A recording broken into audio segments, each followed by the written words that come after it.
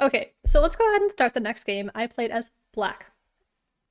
And this game, actually, you notice all four of my games today, I played a different opening in every one of them, which, if you know me, is not how I roll. So, started as black in this game, crossing my fingers and my toes for a Caro-Kann, but no, we got a D4 player. Darn those D4 players. We hate them.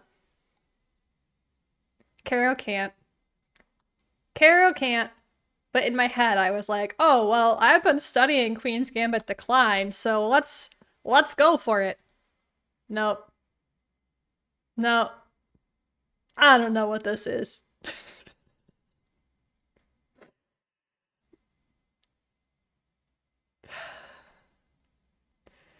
Yeah, so two games in a row where on move two,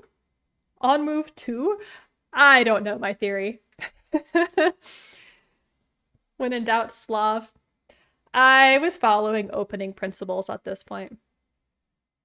Mystery Man, I got 1.5 out of 4. Oh, spoilers. Sorry. Pretend you didn't hear that, everybody. But Mystery Man, I'm really curious. What section did you play in? But I get it. You're Mystery Man, so you can't tell me. Uh, so quick side note here to talk about my opponent, Ian. Ian was probably 8 or 9 year old kid, and after this move, we were writing down our moves, right? The round had started, the room went silent, and the lead on Ian's wooden pencil fell out of the wooden casing. You know what I'm talking about, right? Where it like you have the lead, but it's this tall. And bless his heart, 9 year old Ian, instead of going and getting a new pencil or sharpening his pencil, he writes all of his moves for the rest of the game with this teeny tiny piece of lead. It amused me greatly. So just keep that in the back of your mind every time. Mystery Man. Yeah, that's my claim to fame at that tournament. As I was leaving the tournament, I finished my game. I was packing my stuff up. I picked up my backpack, and my giant metal water bottle fell out of my backpack and clattered on the floor. I was a little mortified, and with the most dignity I could muster, I just like bent over, picked it up, made an apologetic face, and I was like, "Ooh," and then left very quickly. I felt so bad. Amuser, you would have given him a pen. I actually was looking in my backpack for a pen, but I didn't spend too much time looking because this is right on the back of my first game where I ran out of time. So I was like, okay, I just gotta move. I just gotta move. Uh, so at this point, I'm just going on principle here. I don't know what I'm doing. A little bit Londony, but not really. Ah, yes, it was the pen gambit. So I go for a c5 here. A move that is near and dear to my heart from the Caro, attacking the center, and Ian defends it with c3. I continue developing with a knight behind the pawn on c5, which is the only appropriate place for a knight, in my opinion. And then this move just was like, what is this? And Engine says this is a book move, but I was baffled. Baffled. And I was like, okay, I guess I'll just take a pawn here. I don't know what I'm doing. Stonewall. Yeah, I don't know what I'm doing. Like very clearly, I don't know what I'm doing here. And accuracy so far, I think, has been okay. Developing a bishop, just trying to stay with ideas that I recognize, even though this opening I don't recognize. Ian pins his knight, and I finish my pawn chain. It looks like a Caro. Yes, if I can convert anything into a Caro-like position, I will. Gosh darn it. And Ian castles. So you're going to notice there's a really, really cool tactic in this game. Actually, there's a couple cool tactics, but it's all because of this castled king. And you'll notice this dark squared diagonal looks so incredibly juicy. So I prepare for it. I can't go here, obviously, because that would just be terrible. But getting my bishop to the most active square possible, and a castle. And Mystery Man, you won a game with 3 seconds left? Well done. Teach me the ways of blitzing over the board, because I ran into time trouble a couple times. All right, so let's see here. Can't let the knight go to e5. Yeah, I did let the knight go to e5 though. And I thought a really long time on this next move. And I realized that I would rather trade my bishop for this bishop at the sake of a little bit of pawn structure than getting my bishop kicked around and I don't know, something here, I don't even know. So I went here offering a trade of bishops because Ian's light squared bishop seemed like it was a lot better than mine. So if I could get his off the board, I liked that. And this was best move. He takes and I take back. And Ian is another opponent of mine from this tournament that was very slow to develop. So he is developing a knight to an unusual square, but it's because it's really the only square available to it, because this has my bishop. And so I continue developing. I haven't developed my queen yet, but I wanted to move my rook first here to have eyes on the queen, because the file is open and the knight is now pinned. So he moves his queen, which is completely fair. And then I start going for my tactical ideas. My reason for moving the queen to b6 is that the pawn is pinned. And there is a slight advantage to me at this point. Slight advantage because I am developed more. My pieces are pretty centralized, and Amuser, even though the knight did make it to e5 here, my chances are a lot better. This knight doesn't actually control a lot of territory because my knight is protecting here. So Ian, oh, I skipped it. Ian moves his queen. I take, he takes, and I take with the rook. And I don't think he spotted this tactic where he can't take my rook back because the pawn is pinned. So I'm now up a pawn. And he took here.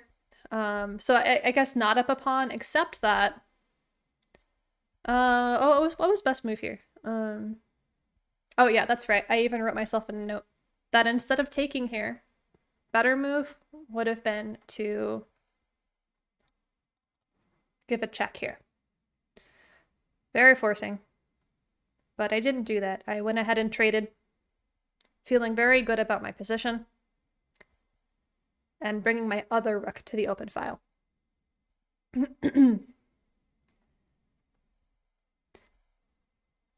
So the knight is coming in. I kick out the queen, and I was very proud of this tactical idea, where even though moving the pawn to g6 is on the surface blundering a knight, it's actually not though, because if the queen takes, give a check with the bishop, and they have to do something, and you win the queen. And Ian, to his 8-year-old writing with the lead of a pencil credit, did not fall for it, did not make best move, but did remove the threat.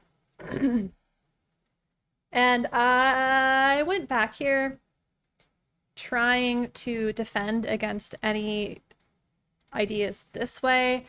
I wasn't the most accurate idea, but that's okay. Knight came in. I tried kicking the queen out, and now Ian makes a blunder.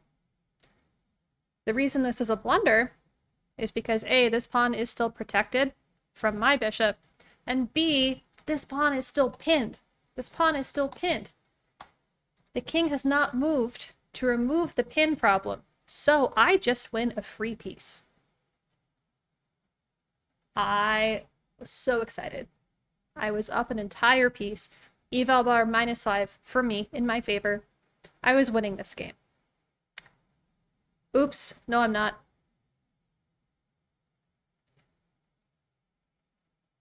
I forgot. I forgot.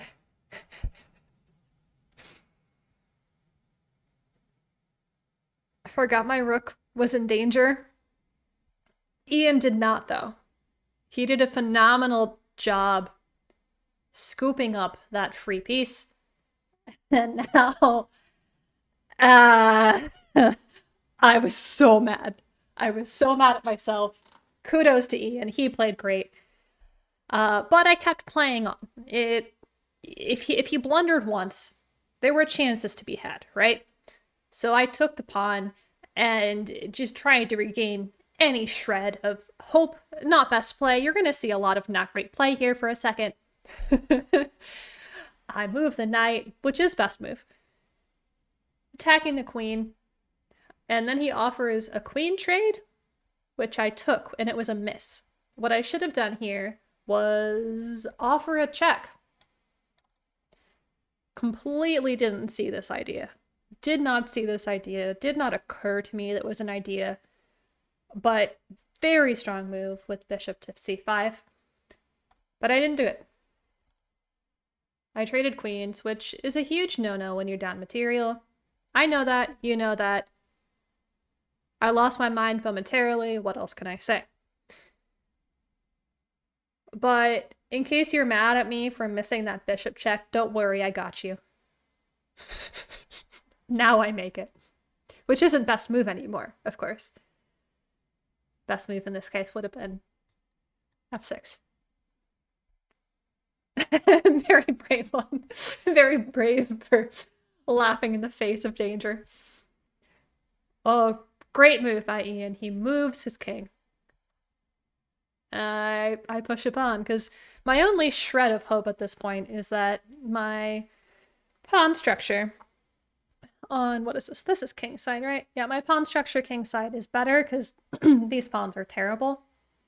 And so my only plan moving forward was something here trying to promote. But of course Ian has ideas too. And this might seem like a really oddball move, and Engine agrees, but my idea at the time was that if rook is going to be incoming somewhere, right? I would rather, or was that my idea? No. My idea here was that if my bishop is going to get kicked out, I would rather be able to have a fighting chance than concede the square. It wasn't the right idea, but that's okay. I take, that's just a free pawn, and in fact it's better for me because my pawns are better. But it does keep, no, it's not a free pawn because Ian got a pawn back here. I kick a pawn, words. I kick the bishop out, but I get checked first. So I move my king, and there's another check.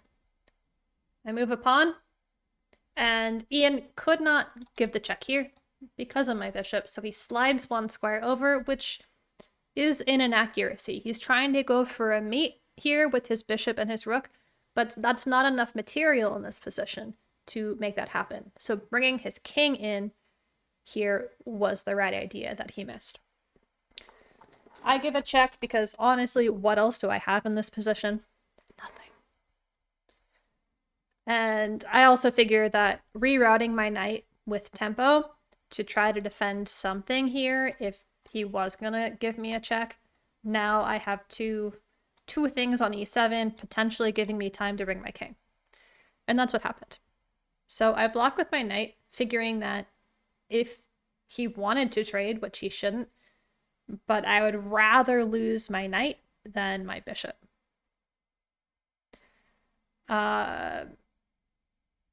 He made a mistake. B4 or bishop b4. Yeah, he should have. Oh no no no no no no! Just spoilers. Pretend you didn't see. Pretend you didn't see. Here. Man, I'm a terrible Twitch streamer, guys. So yeah, pawn a3 is not the right idea. He should have made me. Is that the right idea? Oh, no, no, no, d4. d4.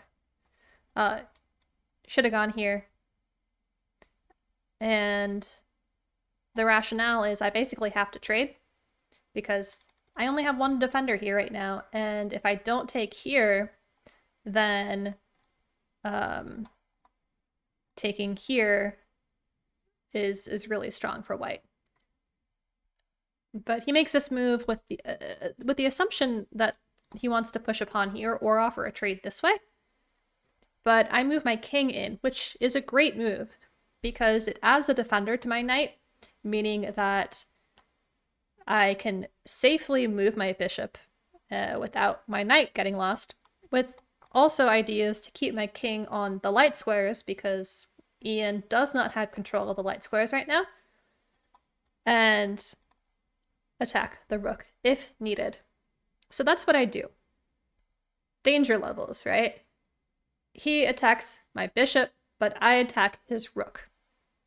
So he removes his rook from the situation, and then I make a mistake. I should have taken the bishop here, but I didn't want to. I didn't want to because I thought if I took in this endgame, which Engine says is equal, but in this endgame, I did not feel confident that my knight, my very slow-moving, awkward knight, would stand a fighting chance against this rook. But getting the bishop off the board for white would have been good. WW, yes, king activity is very important, which is another reason why bringing my king in was a great move here, because it activates my king, excuse me, with ideas. And Tiger, hello, hello, how's it going? Yeah, a lot of doubled pawns in this game. A lot of doubled pawns in this game. So I was reluctant to trade pieces here, so I moved my bishop as far away as possible. Really the only safe square for it. And lose the knight.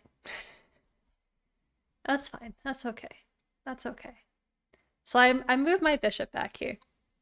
And my rationale is this is locked down. It is never going to go anywhere. You cannot promote your pawns on that side of the board. Ian, please and thank you, don't do it. He tries anyway, though, to his credit. And once again, I'm trying to keep my king in the center. And so I think rook here was to try to promote the pawn. It doesn't work. But my idea here was, okay, I'll lock the bishop from the other side to just really stop any forward progress on that pawn. But since he didn't deal with this, I'm like, okay, I'll push my pawns, right? Because once again, my only hope in this game is that my kingside pawn structure is better. And I give a check, like, okay, sure, I will push your king away while marching my pawn army forward. He makes a great move, threatening my pawn right now. And I decide in this position to go c3.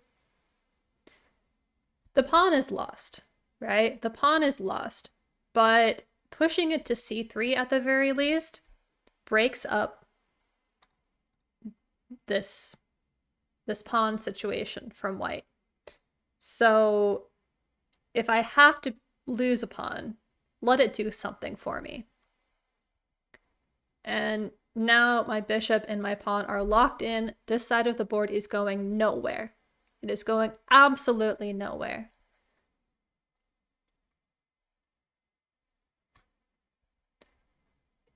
Ian, of course, remembers he has a rook.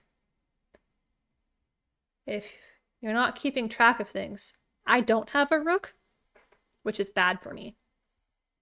So I move my king, trying to protect my pawns still. And then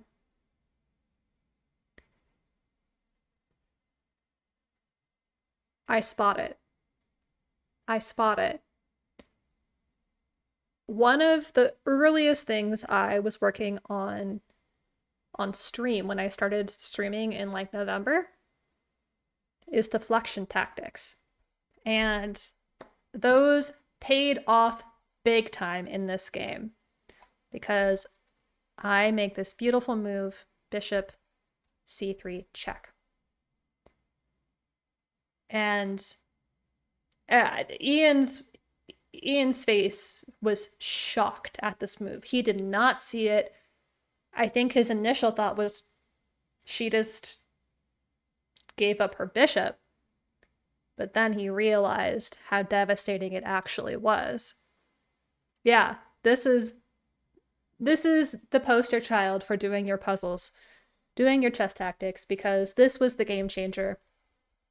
He took, I take, and I was low on time at this point, but my pawn structure was so good, and I think that he tried to do something with this pawn, but I was able to basically stay in opposition with his king to prevent the king from escorting this pawn, and this pawn, it was gonna eat that pawn no matter what. Of course, my 3 pawns were better than these 2 pawns. Ian made me play to forced mate in 1. So I think he was a little bitter. He made me play to forced mate in 1 and then starts leaving, and I have to like put my hand out to like say good game because I think he was really mad. But that's fair, you know, that's fair. And so yes, this game, the accuracy was not great. I played with 72.5% accuracy. Ian played with 70% accuracy. Eval bar had approximately 2 heart attacks. So, quick little recap. This is the second game in a 4-game tournament. First game I lost on time. Second game I won with a spectacular tactic.